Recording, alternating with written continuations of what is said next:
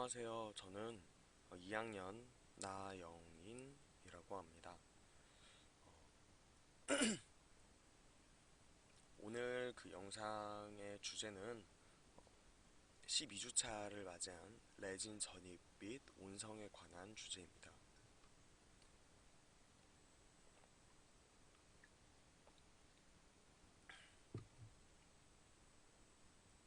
네, 어, 저 같은 경우에는 저번 주에 아가 콜드 큐어를 활용해서 상하게 메모를 하였습니다. 그래서 이제 내일 모레는 저는 레진 전입 및 온성이 아니라 하악을 이제 가압 성형법을 이용해서 메모를 해야 되는데요. 조금 남들보다 약간은 늦지만 그래도 제가 한번 제 손으로 직접 누구의 도움을 받지 않고 해본다는 것에 대한 이번 총으치의 의의가 있는 것 같습니다. 1학기 때는 사실 제가 못하는 거에 대해서 굉장히 자책감도 많이 들었고 굉장히 실망스럽고 아쉬움이 많았는데 2학기 때는 약간 생각을 바꿔서 어, 물론 처음부터 잘하는 사람은 없다라는 생각으로 어, 해보고 연습해보고 벤처의 제작 과정에 아는 것에 의의를 두고 하려고 합니다. 그렇기 때문에 늦는 거에 괜히 어, 촉박해하고 조급해하지 않고 최대한 제가 할 수 있는 대로 열심히 하는 것에 중점을 두려고 하는데요. 그렇게 제가 열심히 하려고 한다면 그것에 대한 내용과 어떻게 진행되는지에 대해서 확실히 알아야 되기 때문에 다다음 주에 할 내용이지만 오늘 레진 전입 온성에 대해서도 확실하게 알아가는 그러한 시간을 가져보려고 합니다. 네, 일단 12주차 레진 전입 온성에 대한 내용 시작해 보도록 하겠습니다.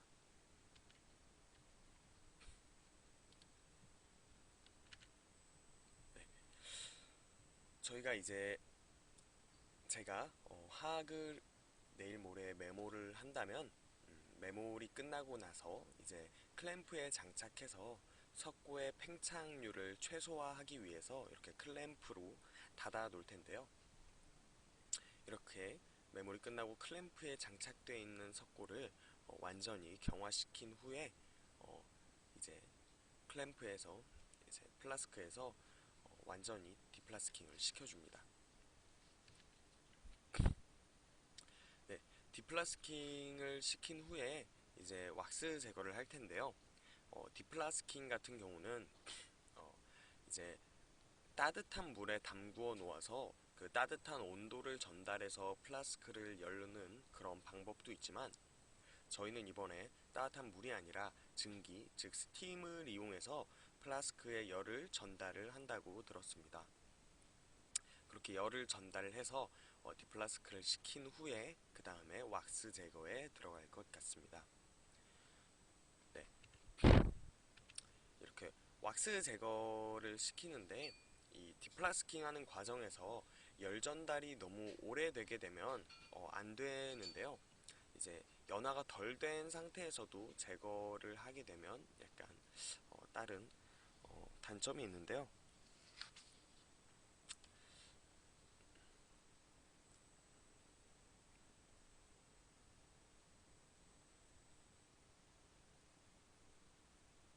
네, 네.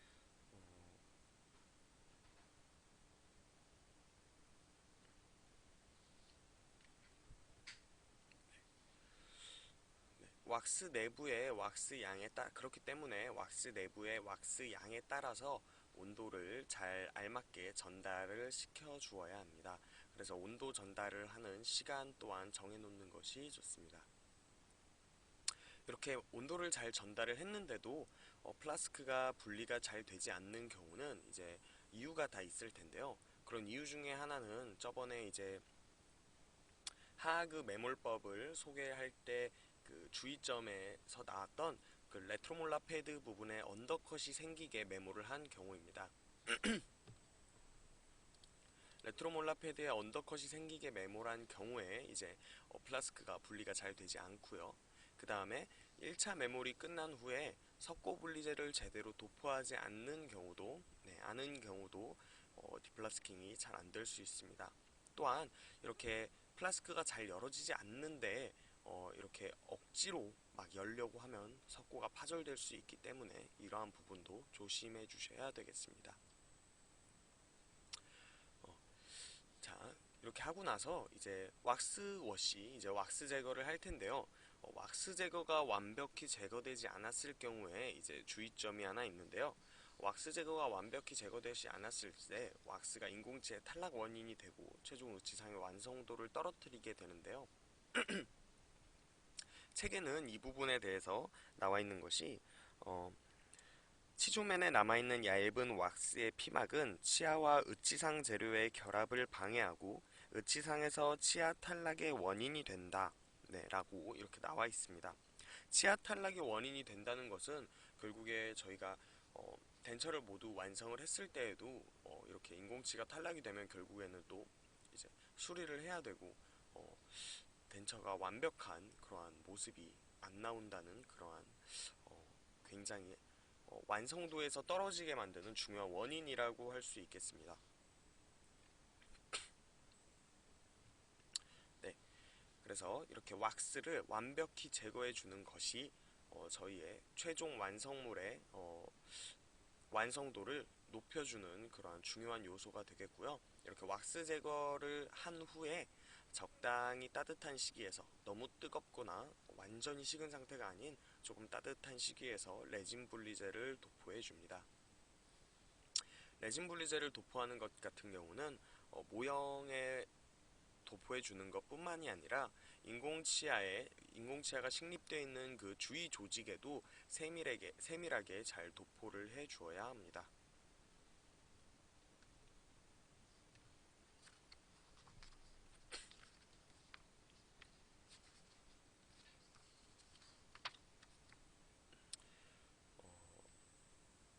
레진 분리제도.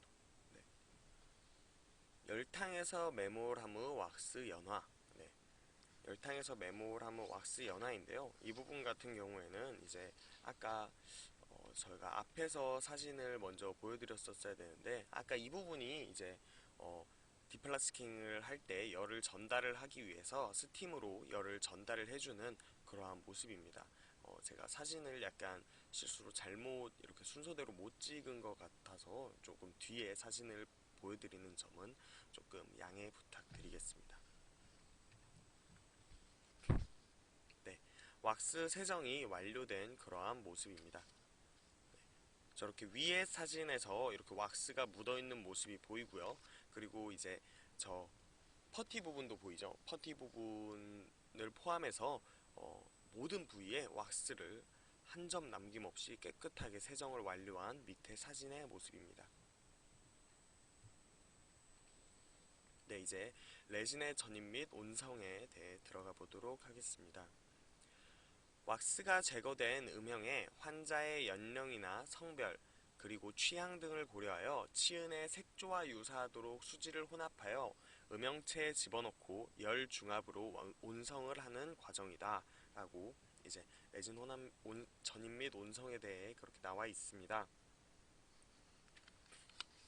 네, 레진의 혼합 및 전입인데요. 일단 환자의 연령, 성별, 취향 등을 고려해서 치은의 색조와 유사하도록 수지를 혼합해서 음영체에 집어넣고 열 중압 온성을 합니다. 레진을 혼합한 후에 이렇게 레진을 비율에 맞춰서 혼합을 한 후에 이제 인절미 상태, 네, 떡 상태죠. 인절미 상태가 되도록 이렇게 롤을 마는데요. 손으로 계속 주물주물 하면서 그 레진의 기포를 빼주는 것도 굉장히 중요한 요소가 되겠습니다. 그래서 그 떡 상태에서 롤로 말아서 하암과 상암에 레진을 붙여주고 이제 시압을 하게 될 텐데요. 네, 이렇게 레진을 하암과 상암에 붙여주는 그러한 모습입니다. 네, 이제 시압이라는 것을 하게 되는데요. 이렇게 레진을 붙여준 후에 상암과 하암에 붙여준 후에 이렇게 그 주방에서 쓰는 그 뭐라고 랩을 이제 어, 저렇게 위에 막아준 후에 어, 플라스크로 이제 시압을 하게 될 겁니다. 프레스를 통한 시압을 하게 될 텐데요. 네, 가압 가압을 해서 이제 과잉의 레진을 배출하는 그러한 과정입니다. 이러한 레진 배출 같은 경우에는 처음부터 너무 강력한 압력을 통해서 레진을 배출하게 되면 레진이 이제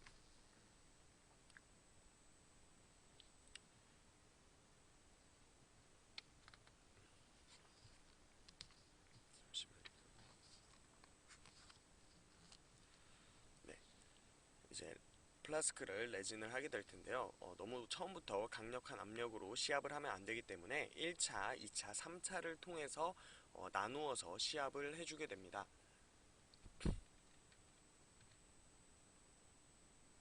네, 이렇게 시압을 한 번씩 하면서 꺼내서 과잉된 레진을 제거를 해주는 것이 중요합니다. 시압은 점차 더 큰 압력을 가하는데요. 최종 압력을 가할 때는 상함과 하함 사이에 셀로판지를 넣지 않습니다. 그 이유는 의치상 내면에 주름이 생기는 것을 방지하기 위해서라고 합니다. 또 최종 압력을 가할 때는 상함과 하함 사이에 레진을 추가를 하지 않습니다. 그 이유는 레진을 첨가하면 의치의 고경이 높아지기 때문입니다. 시압에서 최종 압력을 가장 크게 가해야 합니다. 만약 최종 압력이 작으면 레진 온성 후 의치상의 조직면과 연마면에 기포가 발생하기 때문입니다. 유압식 프레스를 사용할 때에는 최종 압력이 55kg이면 족하고요. 어떠한 경우에도 압력이 140kg을 넘어서는 안 됩니다. 압력이 너무 높으면 인공치의 변이나 파절이 초래될 수 있고 모형의 파절이 발생할 수도 있기 때문입니다. 네, 이렇게 마지막으로 한 분리 후 과잉의 레진을 제거해주는 그러한 모습입니다. 이후에 이제 또 최종적으로 폐함을 해주고 네, 폐함이 완료되면 이렇게 폐함된 그 플라스크를 뜨거운 물에 넣어서 레진을 중합을 하고 레진 온성기에서 온성을 해주는 것이 되겠습니다. 이렇게 온성 후에 함을 또 냉각을 시켜주면 레진 온성 및 전입이 이제 완료가 되는 그러한 모습입니다. 네, 이후에 이제 마지막까지 이렇게 냉각까지 완료가 됐다면 마지막 디플라스킹까지 한다면 이제 모든 것이 마무리 되겠습니다. 네, 어, 오늘 여기까지 레진 전입 및 온성에 대해서 알아보았는데요. 오늘 알아본 것은 역시 이제 교수님께서 준비해 주신 영상 자료를 통한 저의 미리 선행학습 공부였는데요. 선행학습 공부를 하고 나면 확실히 실습 시간에 참 도움이 많이 됩니다. 하는 내내 이거는 이러한 이유였었지, 이러한 이유였었고 이거는 이렇게 다음번에 실행을 하면 되겠구나 라고 저에게 지침선을 주게 되는데요. 그래도 확실히 교수님께서 직접 하시는 것을 보아야지 또 이렇게 적용을 할 수 있는 감이 생기기 때문에 다음 주에 교수님께서 보여주시는 그러한 어, 것을 잘 보아야지 저도 나중에 다음 주에 레진 전입 온성을 잘 할 수 있을 것 같습니다. 오늘 선행학습 영상 올려주신 교수님께 감사의 말 전해드리고요. 전 이제 아르바이트를 하러 가야 돼서 오늘 영상은 여기까지 하도록 하겠습니다. 들어주셔서 감사합니다.